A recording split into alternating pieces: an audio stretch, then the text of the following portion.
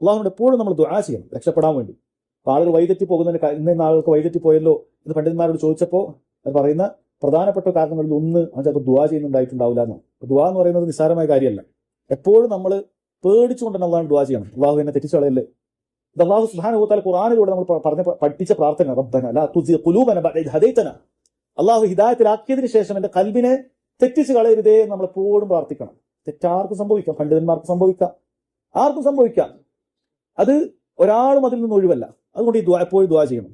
അതുകൊണ്ടാണ് നബി സല്ലല്ലാഹു അലൈഹി വസല്ലം ഏറ്റവും കൂടുതൽ ദുആ ചെയ്ത ദുആയായി നമ്മുടെ ഉമ്മമാർ നമുക്ക് പഠിപ്പിച്ചു തന്നിട്ടുള്ളത് അല്ലാഹുമ്മ യാ മുഖല്ലിബൽ ഖുലൂബ് സബ്ബിത് ഖൽബി അലാ ദീനിക്. അല്ലാഹുവേ, ഹൃദയങ്ങളെ മാറ്റിമറിക്കുന്നവനാണ്, എന്റെ കൽബിനെ നീ നിന്റെ ദീനിൽ അടിയുറപ്പിച്ച് നിർത്തണമെന്ന് എപ്പോഴും നമ്മൾ ദുആ ചെയ്യണം. നമ്മൾ ഇങ്ങനെ ചെയ്തിട്ടുണ്ട്, നമ്മൾ അങ്ങനെ പഠിച്ചിട്ടുണ്ട്, നമ്മൾ ഒരുപാട് ക്ലാസ്സിന് പങ്കെടുത്തിട്ടുണ്ട്, നമ്മൾ ഒരുപാട് ക്ലാസ് സംഘടിപ്പിച്ചിട്ടുണ്ട്, നമ്മൾ അങ്ങനെ ചെയ്തിട്ടുണ്ട്, നമുക്ക് അങ്ങനെയൊക്കെ ഹിസ്റ്ററികളുണ്ട്, നമ്മൾ പള്ളി ഉണ്ടാക്കിയിട്ടുണ്ട്, നമ്മൾ അങ്ങനെ സേവനങ്ങൾ ചെയ്തിട്ടുണ്ട്. ഇതൊന്നും തന്നെ ഒരാൾ രക്ഷപ്പെടാനുള്ള മാർഗം മാത്രമല്ല. ദുആ നിർബന്ധമായി ചെയ്യണം. അള്ളാഹുവിനോട് ആത്മാർത്ഥമായുള്ള ദുആ അതെപ്പോഴും വർദ്ധിപ്പിച്ചുകൊണ്ടേയിരിക്കണം. റബ്ബ് സുബ്ഹാനഹു വ തആല പറയുന്നുണ്ട്, അതായത് സംശയം മുതശാബിഹുകളും മുഹ്കമുകളൊക്കെ ഉണ്ടാകുന്ന സൂറത്ത് ആലി ഇംറാൻ അല്ലാഹു തആല പറയുന്നുണ്ട്. ഖുർആനിലെ ചില ആയത്തുകളൊക്കെ മുഹ്കമായതുണ്ട്, ചില നമുക്ക് സംശയം ഉണ്ടാക്കുന്ന രൂപത്തിൽ ചില കാര്യങ്ങളുണ്ട്. അപ്പൊ അതാണ് എപ്പോഴും ബിദ്അത്തിന്റെ ആളുകൾ കൊണ്ടുവരിക, ശിർക്കിന്റെ ബിദ്അത്തിന്റെ ആൾ കൊണ്ടുവരുന്ന അങ്ങനെ ചില കാര്യങ്ങൾക്കുണ്ട്. റബ്ബ് സുബ്ഹാനഹു വ തആല അവിടെ പറയുന്നുണ്ട്, വറാസിഖൂന ഫിൽ ഇൽമി യഖൂലൂന ആമന്നാ ബിഹി.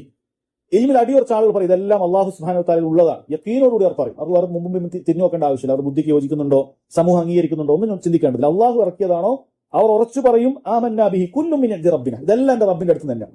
ഓരോന്നും കൊണ്ടുവരില്ല. ഇതിങ്ങനെ ഇങ്ങനെ ചെയ്തിട്ടുണ്ട്, ഖുർആനിൽ ഇങ്ങനെ പറയുന്നുണ്ട്, ഹദീസിൽ ഈ പറഞ്ഞത് അങ്ങനെയല്ലേ, നമ്മളെ സംബന്ധിച്ചിടത്തോളം സഹിയാണോ, അത് ഖുർആനിലുള്ളതാണോ എങ്കിൽ ആമന്നാ ബിഹി, ഇതെല്ലാം അല്ലാഹു സുബ്ഹാനഹു വ തആലയുടെ അടുക്കൽ നിന്നാണ്. വമാ യദ്ദക്കറു ഇല്ലാ ഉലുൽ അൽബാബ്, ബുദ്ധിയുള്ള ആളുകൾ മാത്രമേ ഇങ്ങനെ ചെയ്യുകയുള്ളൂ എന്ന് പറയുന്നത്. എന്നിട്ട് അവർ ചെയ്യുന്ന ദുആ ആയിട്ടുണ്ട് റബ്ബ് സുബ്ഹാനഹു വ തആല പറഞ്ഞു, റബ്ബന ലാ തുസിഗ ഖുലൂബന ബഅദ ഇദ് ഹദൈതന. ഈ ഇൽമുള്ള ആളുകളാണ് ദുആ ചെയ്യുന്നത്. അല്ലാഹുവേ, ഹിദായത്തിലാക്കി, നമുക്ക് ഇൽമൊക്കെ നൽകി ഹിദായത്തിലാക്കിയതിനു ശേഷം എന്ത് ചെയ്യരുത്, എന്നെ വലാലത്തിലേക്ക് ആക്കരുതേ, വഴി തെറ്റിച്ച് കളയരുതേ എന്ന് ദുആ ചെയ്യും എന്ന് റബ്ബ് സുബ്ഹാനഹു വ തആല പറയുന്നുണ്ട്. അതുകൊണ്ട് സഹോദരങ്ങളെ, ദുആ എപ്പോഴും നമ്മൾ വർദ്ധിപ്പിക്കണം. നമ്മൾ പ്രധാനപ്പെട്ട ദുആ ഒന്ന് ഈ ദീനിൽ അടിയുറച്ച് നിർത്താൻ, ഈ സുന്നത്തിന്റെ മാർഗത്തിൽ അടിയുറച്ച് നിർത്താൻ എന്നുള്ളതായിരിക്കണം. സുന്നത്തിന്റെ മാർഗം എന്ന് പറഞ്ഞാൽ നബി സല്ലല്ലാഹു അലൈഹി വസല്ലം വിട്ടേച്ചു പോയ സ്വഹാബികളുടെ മാർഗം. അത് വളരെ പ്രധാനപ്പെട്ട കാര്യം. ഇമാം അഹ്മദ് റഹിമഹുല്ലാഹ് അദ്ദേഹം പറഞ്ഞതുപോലെ, ഞാൻ മുസ്ലിമായി എന്നുള്ളതാണോ അതല്ല അഹ്ലുസുന്നത്തി വൽ ജമാഅത്തിന്റെ ആദർശം സ്വീകരിച്ചത് എന്നുള്ളതാണോ എനിക്ക് ഏറ്റവും അള്ളാഹുവിനോട് നന്ദി പറയേണ്ടതായ കാര്യം എന്ന് എനിക്ക് അറിയില്ല. കാരണം രണ്ടും ഒരുപോലെ പ്രധാനപ്പെട്ട കാര്യമാണ്. കാരണം സുന്നത്ത് തെറ്റിപ്പോയി കഴിഞ്ഞാൽ അയാൾ നരകത്തിന്റെ വഴിയിലാണുള്ളത്. ഒരു ബിദ്അത്തുകാരന്റെ പര്യവസാനം നരകത്തിലേക്ക് എത്തുമെന്നുള്ളതാണ്. അപ്പൊ അവനെ സംബന്ധിച്ചിടത്തോളം അവൻ പലപ്പോഴും അവന്റെ മാർഗമാണ് ശരിയെന്ന് ഇരിക്കുന്നവരുമാണ്. അപ്പൊ തിന്മകൾ ചെയ്യുന്നവനേക്കാളും വലിയ അപകടത്തിലാണ് അവൻ ഉണ്ടാകുന്നത്. നമുക്ക് ചുറ്റും കാണുന്ന എത്രയോ ദലാലത്തിന്റെ ആളുകളുണ്ട്.